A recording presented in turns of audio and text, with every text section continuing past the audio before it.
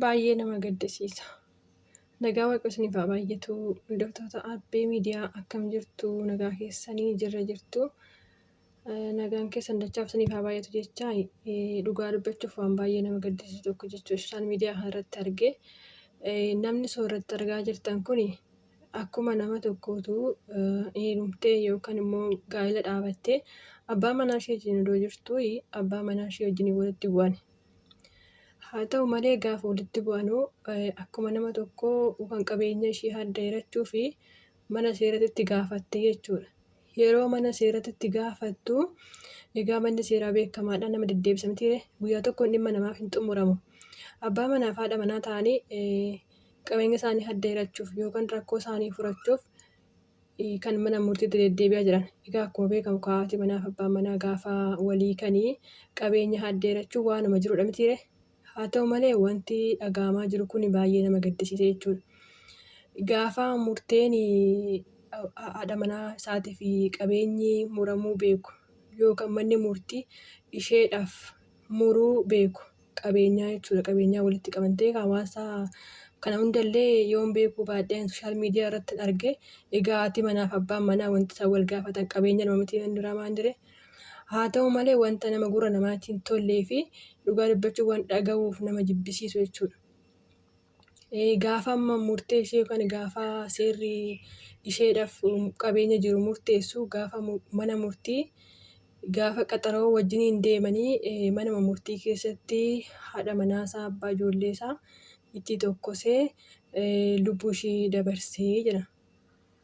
Anaan kan na dhibe egaa namni mana murtii keessatti lubbuun isaa darbu namoonni kun abdii akkamii qabare? Deebi'ee immoo jechuudha. Mana murtii Itoophiyaa keessatti isaa ta'u bakka barbaadetti yoo ta'e mana murtii namni yeroo seenuu hin sakatta'amu. Meeshaalee qara qabu qabatee seenuun hin danda'ama. Yookaan immoo bakka meeshaaleedhuma ta'e qabatanii koo seenuun hin danda'amu. Ani garuu akkasitti hin beeka jechuudha. Akkatti namni kun shakkamaan kun meeshaa qawwee qabatee mana murtii seena. Akkamitti kun anaaf gaaffiidha hundumaa keessaniif gaaffii haa ta'u. Anaan dhugaa dubbachuu fi amma sirra deebi'een jedhaa wanti na gaddisiise. Egaa mana murtii keessatti lubbuu dhabuu namoonni kun immoo abdii akkamii jiraatare?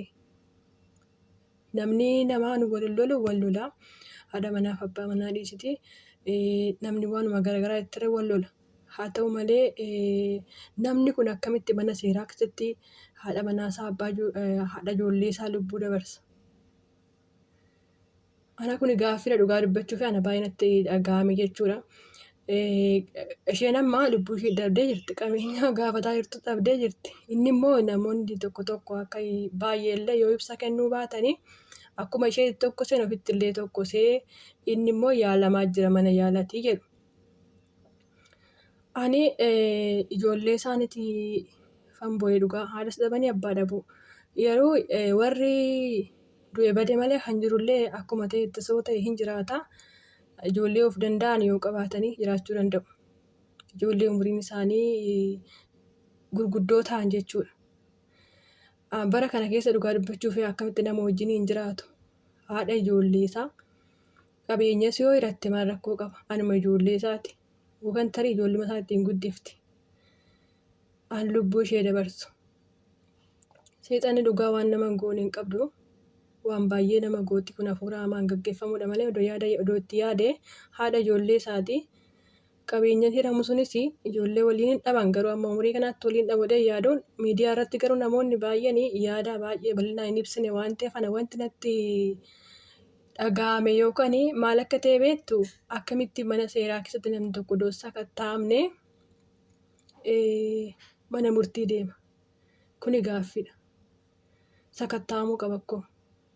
Mana murtii jechuun olaanaadha. Akkamitti namni tokko sakatta'amnee mana murtii keessatti lubbuun namaa dabarti. Kun nama hundumaaf gaaffii haa ta'u yoon sirreeffadhee sooshaal miidiyaa kana irratti wanti haaraan jiraate deebi'ee ibsataniif an godha jechuudha. Anaan kan na dhibe dhugaa dubbachuu fi bara kana keessa wanta nama gaddisiisu wanta sooshaal miidiyaa kanarraa kan argitanii wanta abdii nama tokkisu duwwaadha jechuudha. Dhaloonni garamitti akka deemaa jiru nama yaachisa.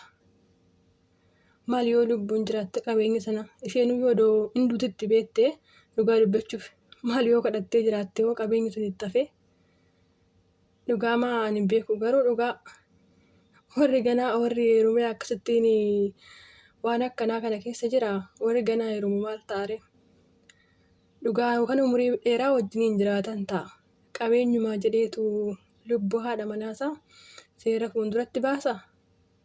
Dhugaa kun waan dubbatan nama wallaalchisaa nama qaanessaa geera waaqayyo bichaan nagaa biyya keenya faa godhu dhugaa waaqayyoomti nagaa haa fidu malee kun baay'ee nama gaddisiisa jechuudha.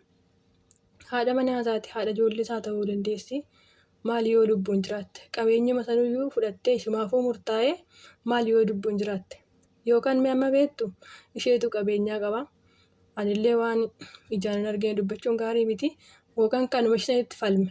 Kan ishiitiif falminaan immoo seerri immoo isheedhaa murtaa'u arginaan immoo inni egaa duuti du'uma miti jedhee mana murtiitti ajjeese jechuudha. Dhuguma dhugaa dubbachuu fi akka itti nama wajjin jiraatan nama dhibaa deebi'ee immoo jechuudha akka itti murteessan nama dhibaa. Egaa namni hundi nama ta'eef tokko miti namni akkuma bifa isaatiin gargari amalli isaallee gargari ani waan jedhuun qabu. Waaqayyoomti obsa namaaf haa kennu hubannaaf ogummaa namaaf haa kennu jechuudha. Hubannaaf ogummaa ittiin mana ofii gaggeeffatan ittiin jireenya ofii gaggeeffatan dhugaa maalirree kun dhugaa maa dubbachuuf baay'ee nama gaddisiisa. Qabeenyi gaafachuun itti hafee lubbuu ishiitiin odoo jiraatte ijoollee ishii jira kuni akkam isheen immoo hojjettuu mootummaati jedhan. Isallee hin beeku inni suura isaallee hin baane kan ba'e ishee qofadha. Kuni kan ta'e Oromiyaa keessatti ishee fagoo biyya Ugaandaa sanitti fakkaatiin kun Oromiyaadhuma keessatti jechuudha. Mana seeraa keessatti lubbuu dhabuu jechuun hagambee namatti dhaga'ama dhugaa. Mee itti yaadaa isheen kan itti dhiyeessite mana seeraati gaafatachuuf jechuudha qabeenyaa ishee garuu lubbuu ishee dhabde. Kanaafuu kun hunduma keenyaaf gaaffiidha. Manni seeraattis yaaduma seera jedhame malee qulqullinata kan hin qabne jechuudha. Akkamitti namni tokko gizee mana seeraa deemu wanta biraa dhiisati abbaan murtee yookaan immoo namni dhimmaa tokko kan wal karakkaru walitti kan deemu koo eegumsa qabaachuu qaba. Tokkoffaa ishiinis kophaa deemuu hin qabdu. Namni sunis immoo jechuudha xilaata waan ta'eef eegumsa qabaachuu qabdi jechuudha. Isheen keessattuu dubartii waan ta'eef abbaa manaa ishiitiin wal lolaa jirti waan ta'eef namni sun gizee wal seenus ta'e gizee ba'us ta'e sakatta'amuu qaba jechuudha. Gizee mana murtii deeman dhiisetii baay'inaan beekuu baadhee yeroo koo ragaa waan garaagaraa deemaniyyuu sirriitti sakatta'ama jechuudha namni mana murtiitti yeroo deemu. Qorannoon baay'ee guddaa jechuudha. Kanaaf gaaffii baay'inatti ta'e jechuudha. Kanaafuu hunduma keenyaaf gaaffii haa ta'u waaqayyo biyya keenyaaf nagaa haa godhu. Waaqayyo lubbuu ishee haa maaru maatii ishiitiif firoota ishiitiif jajjabina haa kennu ergaan kiyyaarraa kanumadha. Waan biraatiin amma walitti deebinutti nagaan naa tura.